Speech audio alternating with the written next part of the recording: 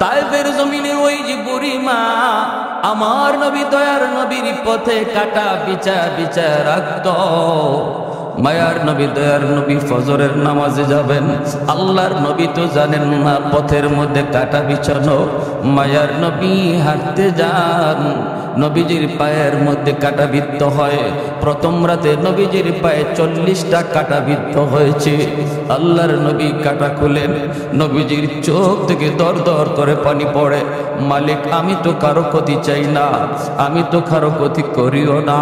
পরের দিন আল্লাহর নবী দয়ার নবী এখন আর এইভাবে হাঁটতে পারেন না। ফজরের সময় নবীজি বের হলেন, এইভাবে কাটাগুলি সরায় সরায়া নবীজি কদম দেন আর সামনের দিকে যান। এভাবেই মায়ারা নবী প্রতি রাত্রে ফজরের নামাজে আসেন। রাতের বেলা নবী বের হলেই নবীজি কাটা দেখে দেখে পা দেওয়া লাগতো। একদিন নবীজি মসজিদে যাবেন, দেখেন পথে কাটা বিছানো নাই। নবীজি জিজ্ঞেস করেন ঘটনা কি, আজ কেন পথের মধ্যে কাটা নাই? মানুষেরা কয় নবী গো, যেই মহিলা আপনার পথে কাটা বিছায় রাখতো এই মহিলা অসুস্থ বিছানায়, এজন্য কেউ কাটা বিছানোর লোক নাই। আল্লাহ নবী কই কোথায় তার বাড়ি, কোথায় তার ঘর, আমাকে বলো, আমি আমার পরিমাকে দেখতে যাব। এজন্য আবু জাহল কই তোরা যা, আমি ভালো করে জানি বাতিজা যদি আমার অসুস্থতার খবর পায় অবশ্যই আমারে দেখতে আসবে। আর এই সুযোগে আমি আমার প্ল্যান কাজে লাগাবো।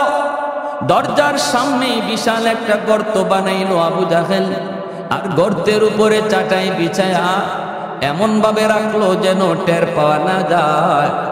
আল্লাহর নবী রহমতের নবীর কাছে আবু জাহেলের লোকগুলি যায়, কয় মুহাম্মদ, তোমার চাচা আবু জাহেল বড় অসুস্থ, বড় অসুস্থ, কখন জানি মরে যায়। আল্লাহর নবী বলেন কই, আমাকে নিয়ে যাও, আমি আমার চাচাকে দেখতে যাব, আমি আমার চাচার সেবা করব। রহমতের নবী ঘর থেকে বের হয়ে গেছেন, নবীজি রওনা দিয়ে দিছেন, অথচ আবু জাহেল অসুস্থ নয়। আবু জাহেল ভালো মানুষ, সুস্থ মানুষ, ভান ধরছে অসুস্থতার। উদ্দেশ্য হলো গর্তে ফালায়া মায়ার নবীকে খতম করা। নাউজুবিল্লাহ। নবী জানে না এই খবর, জানেন কে? আরেকটু জোরে বলেন, জানেন কে? গায়েবের খবর জানেন কে? আল্লাহ নবী রহমতের নবীকে আল্লাহ যদি জানায় নবী জানে, নতুবা নবী জানে না, ঠিক কিনা? নবীজি বের হয়ে গেছেন, নবী বের হয়ে গেছেন, নবী জানেন না, কারণ আল্লাহ জানায় নাই। এজন্য নবী বের হয়েছেন আবু জাহেলের সেবা করার জন্য। সামনের দিকে আগাইতেছেন। আল্লাহ পাক রব্বুল আলামিন জিব্রাইল আমিনকে কই, জিব্রাইল তাড়াতাড়ি করে আমার বন্ধুর কাছে যাও, আমার বন্ধু তো উদার দিলের মানুষ, কখনো দুশমনের দুশমনি মনে রাখে না। আমার বন্ধু তো উদার দিলের মানুষ, কারণ আমার বন্ধুকে তো আমি রহমত বানায় পাঠাইছি। দুশমনের দুশমনি আমার বন্ধু ইয়াদ রাখে না। আর কিছুক্ষণ গেলেই তো আমার বন্ধু গর্তে পড়ে যাবে। আবু জাহেল গর্তে ফালে আমার বন্ধুরে খতম করতে চায়। জিব্রাইল তাড়াতাড়ি করে যাও, কারণ আমি আল্লাহ বদর যুদ্ধের পরে বন্ধুর বডিগার্ড সব বিদায় দিয়া আমি আল্লাহ নিজে তার পাহারাদার হয়ে গেছি।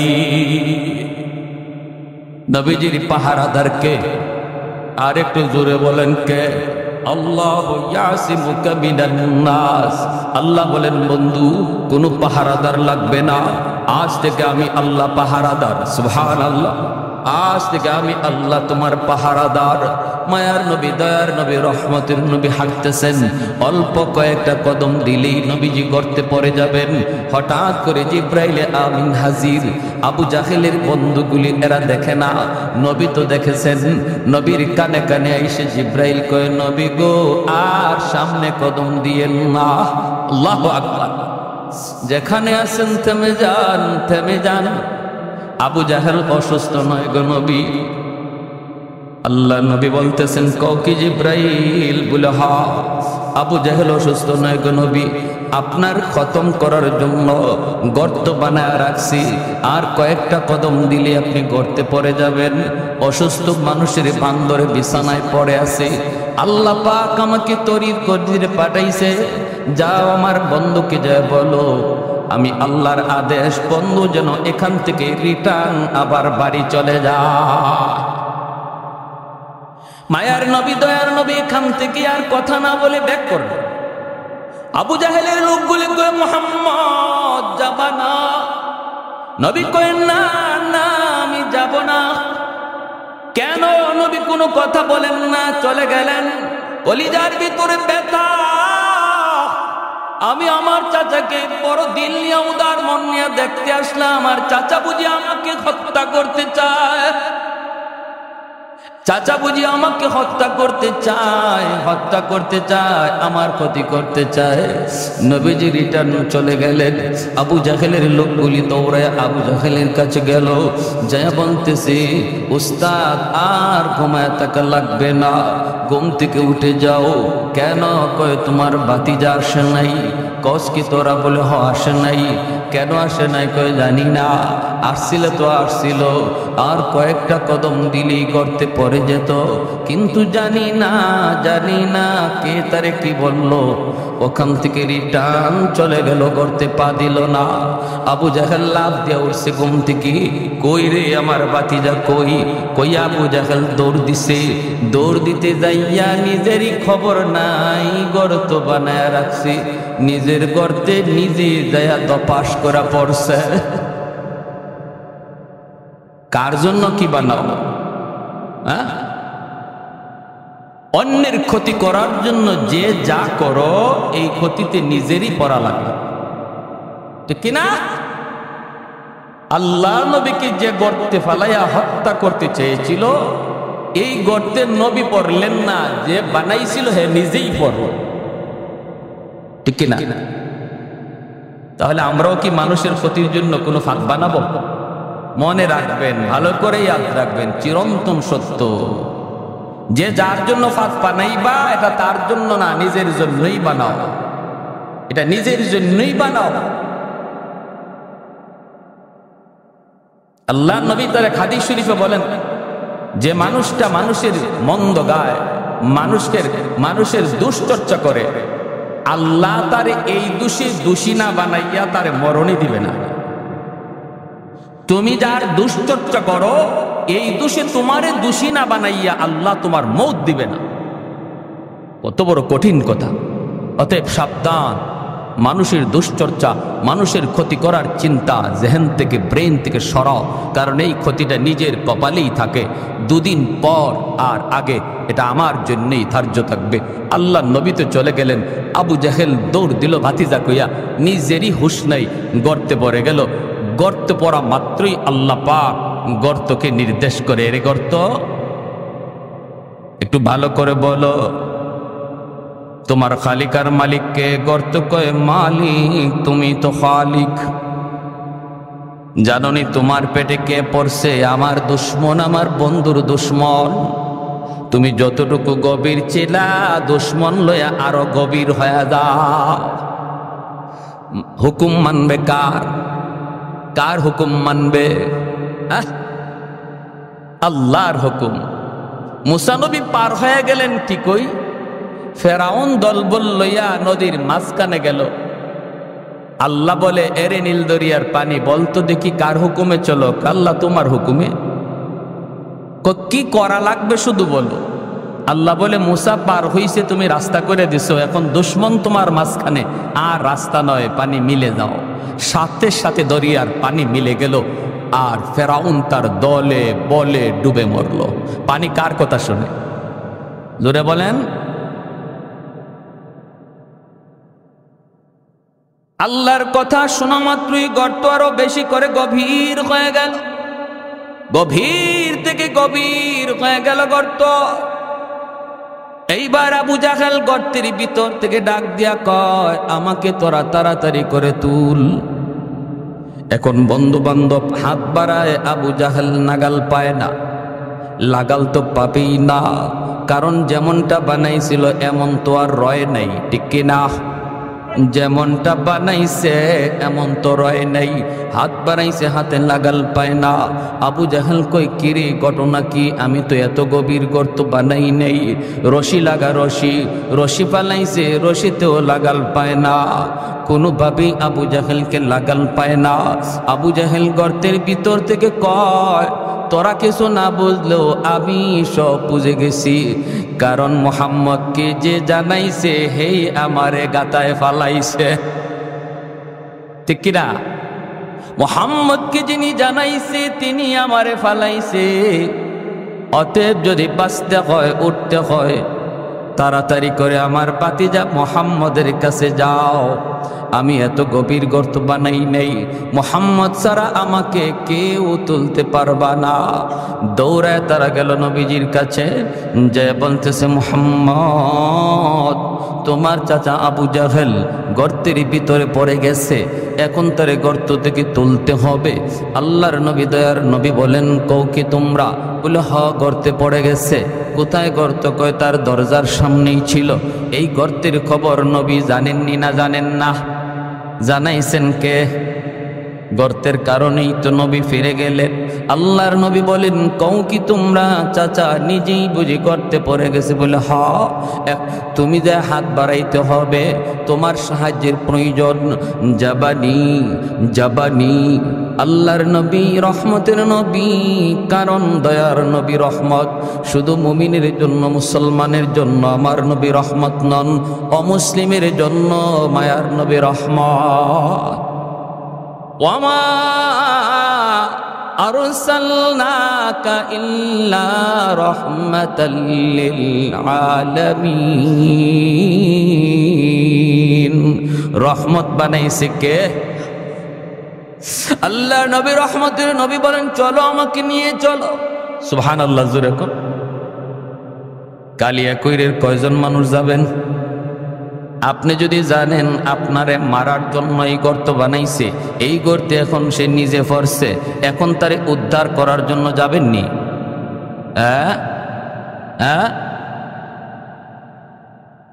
আরো কি কইমু? কইমু কামের কাম হইছে, ওর কাম এটার যোগ্য ছিল, ও কবরে গেছে ভালো হইছে, এখন উপর থেকে মাটি দিয়া লাও, ঠিক না? ও কবরে গেছে ভালো হইছে, ওর এখানেই যাওয়া দরকার, এখন উপর থেকে মাটি দিয়া লাও, তেতো কাম সারে। আমরা হইলে এই কথা বলতাম। আহা, ওয়া ইন্নাকা লাআলা খুলুকিন আযীম। আল্লাহু আকবার।